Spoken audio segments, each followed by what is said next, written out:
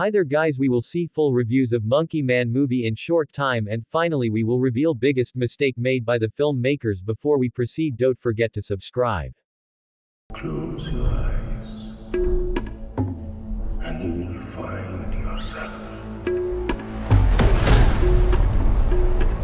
When I was a boy, my mother used to tell me a story of a demon king and his army. Inspired by the legend of Hanuman, Monkey Man stars Patel as an unnamed fighter named Kid in the credits. In the ring, he wears a gorilla mask and fights for money from a sleazy promoter played by Sharlto Copley. He is beaten most nights of the week, getting extra cash if he bleeds.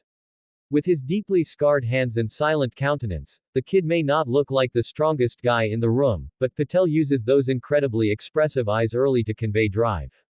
This young man has a goal. Nothing will stop him.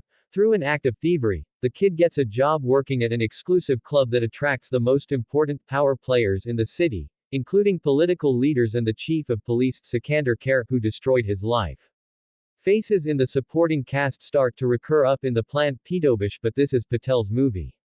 His character, in present or flashback, is in nearly every scene as we chart his ascendance from ordinary guy to killing machine. On that last note, those coming to Monkey Man looking for non-stop action may be a little surprised by its structure. It's basically a lengthy setup followed by a lengthy action sequence, and then repeat. Other than the fight scenes and a lot of training, there are really only 2 action sequences in Monkey Man, but they're worth the build-up. Patel has taken action templates from around the world and infused them with an insane brutality not often seen in films with a Hollywood studio logo. Monkey Man is bloody and intense. Bones break, blood spurts, and you feel the connection in ways you don't often in action lately. Even the good stuff has gone more highly choreographed, like John Wick or Mission Impossible. While the choreography here is still phenomenal, there's a sweaty, improvised quality to it that adds to its kinetic thrust. It's impossible to look away or know what's coming next. And credit to editors David Jancho and Tim Morrill and cinematographer Sharon Mayer, who keeps his camera loose and fluid, almost like another fighter in the room.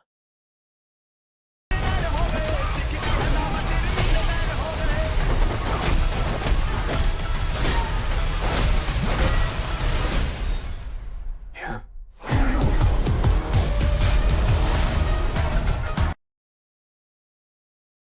Hey, Mark! Okay.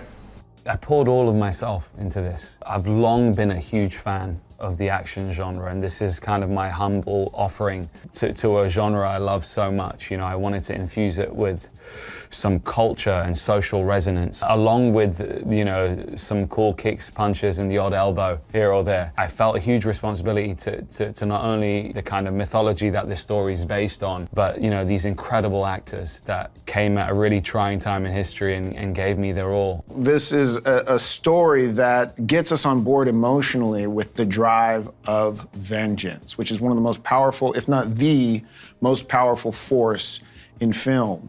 And it does it so well. He gets you on board with such a personal and emotional mission, and with a character of such humility that all we want to do is see him succeed. First and foremost, I think it's a revenge film about faith. The beauty of religion, particularly in an uneducated kind of populace where, you know, the iconographies, the stories can be incredible teachers and inspirations and touch points for children, but at the same time how it can be monetized and weaponized. So there's that, and then there's also the idea of, you know, the caste system in India. From the greatest action films like, you know, Game of Death with Bruce Lee, where he has to work his way up the pagoda to fight, you know, Kareem Abdul-Jabbar, and that amazing sequence at the end where the bosses get tougher and bigger and badder. I took that and I was like, wouldn't that be amazing to kind of start in this, like, you know, this club that this young man has to infiltrate, where he's in this windowless hellhole in this kitchen